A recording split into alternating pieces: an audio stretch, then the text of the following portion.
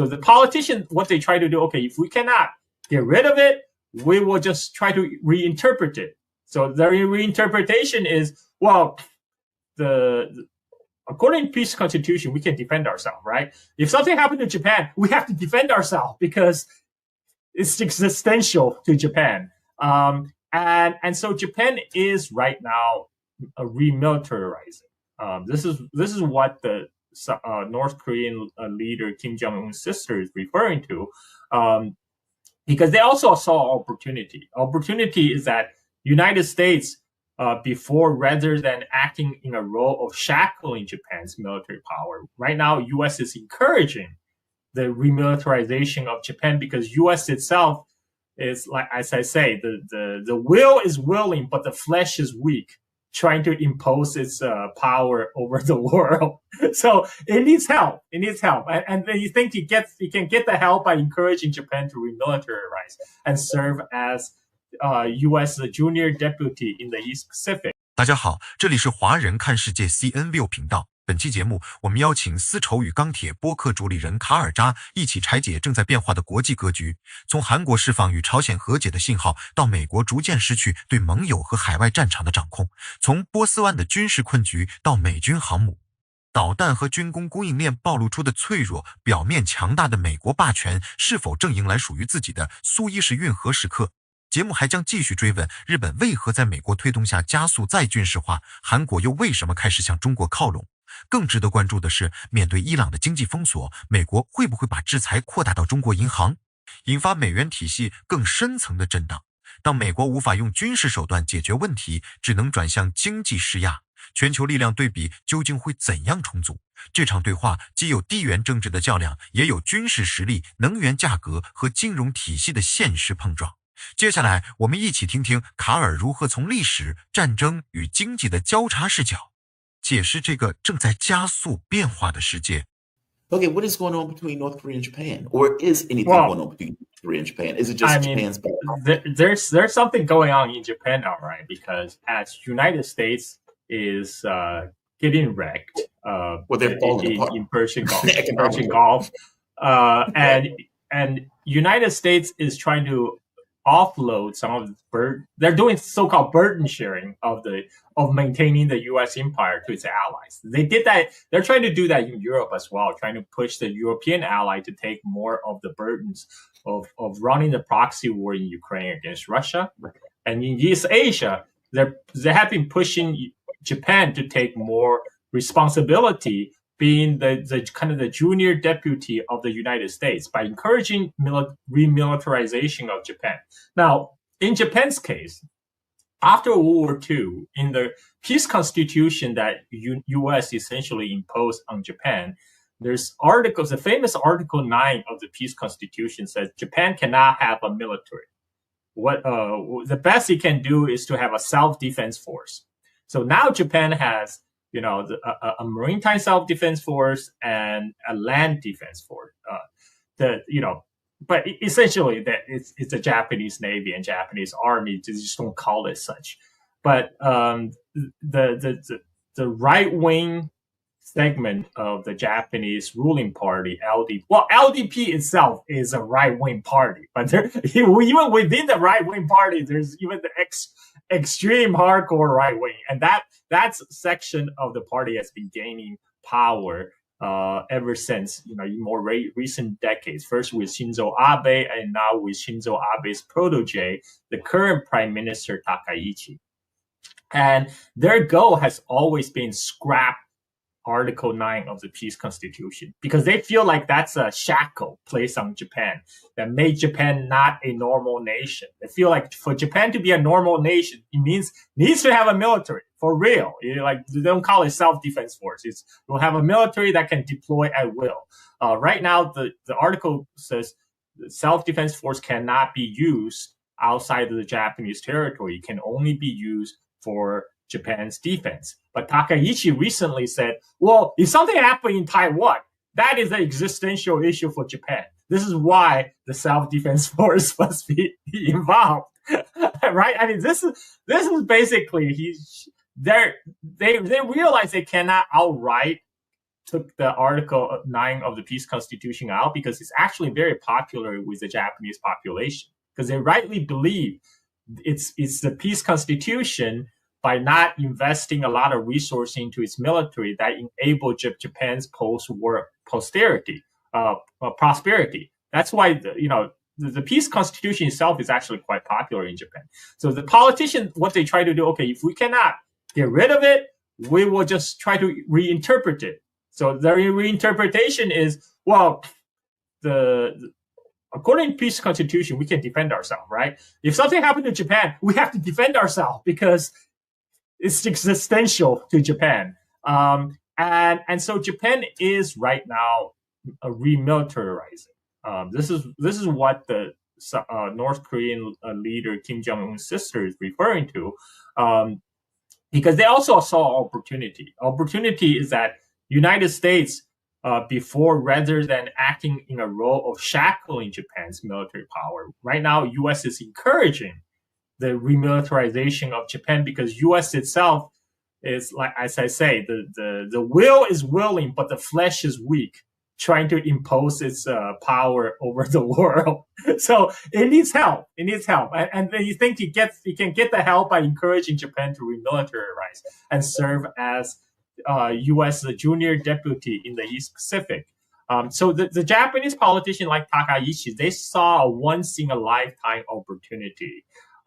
When their master in Washington kind of left the boots a little bit from the neck of Japan, and so they saw this is a chance for them to remilitarize. Another reason for them it's domestic, because Japanese economy, as you notice, is going through some really serious trouble, and they're right now, Japan used to be world leading in many sectors like semiconductors back in the 1980s, but United States didn't like that.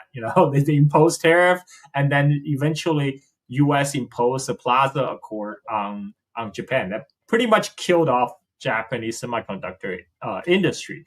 And so right now, the only thing that Japan has, is a pillar of the Japanese economy right now, it's automotive industry. And that is under pressure from the Chinese EVs, because for whatever reason, the Japanese automakers, they didn't believe in the EVs, so they continued their dominant, they're trying to continue their way to, their former dominance in the ICE vehicles. So they got caught flat-footed with rise in Chinese EVs. So their auto industry is under pressure all over the world. And so what can they do? And Takaichi's answer is, well, let's do military Keynesianism. That's what the United States has been doing, right, for decades. Let's do military Keynesianism. Let's, if we cannot make cars to sell to the world, well, at least we can make tanks, right? We'll just take all this productive capacity of Japan. If we can't make cars anymore, we can make tanks, warship, etc. That's another area where the United States is encouraging, because U.S.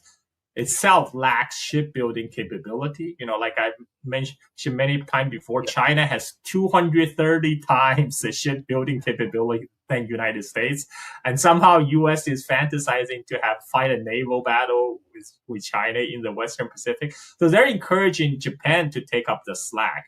They already got around the congressional bill that forbids U.S. From building warship in foreign countries by retrofitting, quote unquote, upgrading warships in South Korean and Japanese shipyards, because the U.S. manufacturing base has so hollowed out that even the U.S. military industrial complex are giving up on building America. Now they're going to Japan and Korea for help to build U.S. warships to fight China.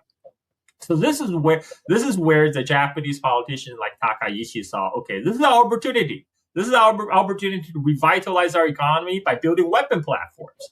And then it will give us, a real military power, which we hadn't had for a while, because, U.S. had their boots on our neck. And so this is why both China and Korea had been warning Japan about. Like China actually specifically point out a clause for ending the UN. Seen the UN Charter, right?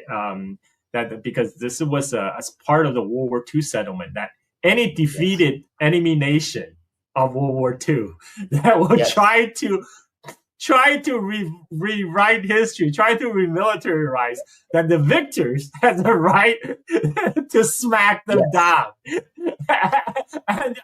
and that was pretty shocking when the Chinese official pointed it out, but I look it up, it's true. It is in the UN Charter. To Germany. Russia pointed that out to Germany also. You're remilitarizing. Remember what's in the UN Charter. You lost the war. We can hit you legally because you are remilitarizing and you're making all of these bellicose statements and everything else. Yeah, you're right. Same thing applies to Japan. Yeah.